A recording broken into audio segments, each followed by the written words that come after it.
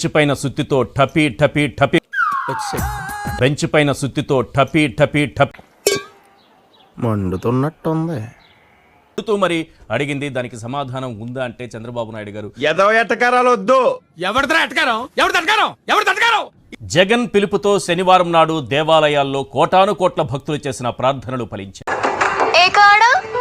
రాజకీయ అవసరాల కోసం ఆ దేవదేవుణ్ణి వాడుకుంటే ఈ దేశ ప్రజల ముందు దోషిగా నిలబడాల్సిన పరిస్థితి వస్తుందని చంద్రబాబుకు తెలుసు. రారా గజ్జుకుక్కద్దా. పవిత్రమైన శ్రీవారి లడ్డూల్లో కొవ్వు కలిసిందన్న చంద్రబాబు ఆరోపణలపై సుప్రీంకోర్టు ఈ రోజు సూటి ప్రశ్నలు సంధించింది.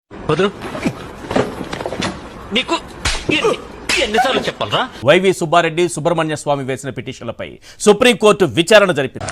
తమ్ముడు, నీకేదో కిరికిరి పంచేది పెట్టాను సార్ కోరుకున్నట్టున్నది. అదేం జరగదు, దురాశ పడదు, ఊకోయి చాలు.